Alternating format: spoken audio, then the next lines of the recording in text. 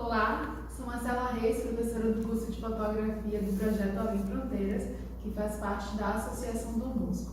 Nessa aula nós iremos falar sobre distância focal, profundidade de campo e nitidez, como esses três conceitos estão relacionados. Lembrando bem, a distância focal é a distância em milímetros do ponto de convergência de onde entra a luz e o sensor. Quanto menor essa distância, a gente já sabe que a gente tem um maior ângulo de visão do espaço. Quanto mais próximo a gente tem um objeto que a gente vai fotografar longe do plano de fundo, mais desfocado esse fundo ficará e mais nítido esse objeto ficará. Quanto maior o alcance dessas distâncias focais, ela nos proporciona um maior número de objetos para focalizar com facilidade. Então, temos uma maior profundidade de campo. Tudo que está na cena fica nítido e não algo na frente focado e atrás desfocado. Fotografar animais exige que a gente tenha uma distância focal longa, afinal a gente pode assustar o animal ou então pode ser um animal muito perigoso, especialmente quando se trata de criaturas mais tímidas, né? Para se ter uma maior gama de possibilidades de distâncias focais, é interessante que a gente tenha uma câmera que a gente possa usar lentes intercambiáveis. Isso significa que a gente pode trocar a lente da câmera, o que acontece com as mirrorless, as DSLRs de entrada, intermediária e avançada. Outro ponto importante, a gente tem que entender que as lentes com sensor full frame e as lentes com sensor APS-C têm uma milimetragem diferente na hora da escolha da lente. As lentes, elas possuem distâncias focais diferentes dependendo desse sensor.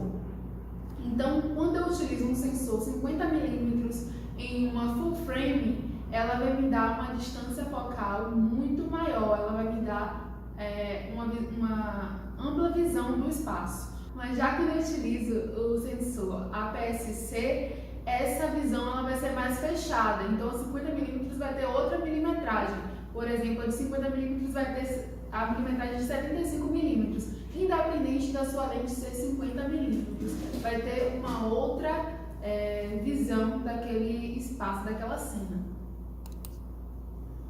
Bom, a gente tem, como eu já falei na outra aula, as objetivas de olho de peixes, as ultras angulares, as grandes angulares, a objetiva padrão, a teleobjetiva e a ultra teleobjetiva. A gente vai ver uma imagem aqui que mostra o campo de visão que cada uma dessas lentes pode dar para o indivíduo. E a gente, só para deixar mais clara essa ideia, a gente pensa como os nossos olhos. Podemos ter uma visão até de quase 180 graus, então eu consigo ver minha mão aqui e aqui. Quanto mais fechada, mais teleobjetiva ela é. A profundidade de campo. O que é a profundidade de campo? A profundidade de campo, ela é o quão nítida a gente consegue ver a imagem total. Eu tenho uma cena aqui que tudo está focado, tudo que está na mesma linha que eu está focado. O fundo não apresenta tanto desfoque, porque toda a profundidade de campo está nítida. Para que serve essa profundidade de campo? Quando eu quero mostrar uma paisagem, é importante que eu tenha profundidade de campo. Mas quando eu tenho algo que eu quero dar destaque, que eu quero que o fundo fique desfocado e eu quero focar apenas naquilo para mostrar aquilo, é importante que eu não tenha muita profundidade de campo, como é o caso daquelas lentes as lentes micro, porque elas não te dão uma profundidade de campo e te mostram apenas aquele objeto que você precisa fotografar pequeno. Quando eu devo usar? Quando eu quiser dar destaque a esse objeto, quando eu quero desfocar o fundo e deixar aquilo mais aparente. Quais são os fatores que podem influenciar a profundidade de campo? A proximidade do objeto. Então, quando eu tenho um objeto mais próximo e mais distante do fundo, aquele objeto vai ficar mais em destaque e o fundo vai ficar mais embaçado. Isso também pode variar conforme o zoom, então a profundidade de campo pode mudar, certo? A distância focal da lente. Quanto maior é a distância focal da lente, menos profundidade de campo eu tenho.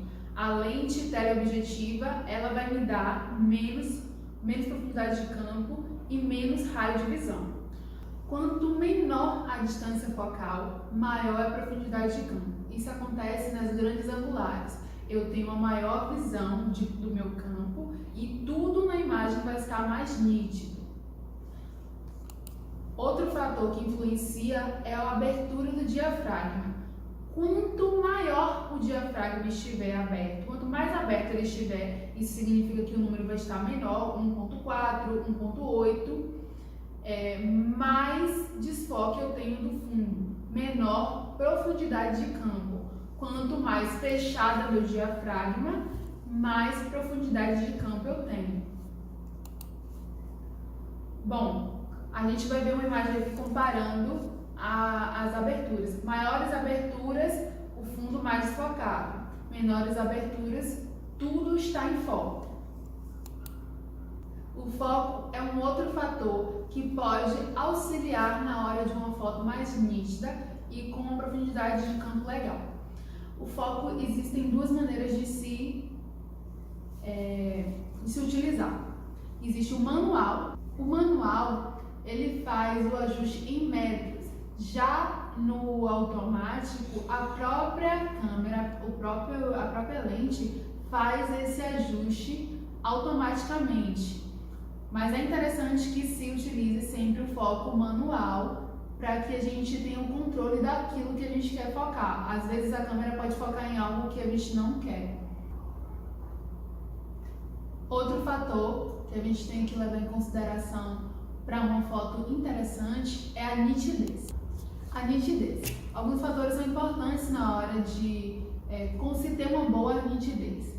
O obturador, o ISO, o foco, a boa iluminação e a textura contraste. Se a câmera ela enxerga através do contraste, quando a gente aponta a câmera para um lugar que não tem contraste, tipo um lugar todo escuro ou todo branco, ela não vai ter uma boa nitidez.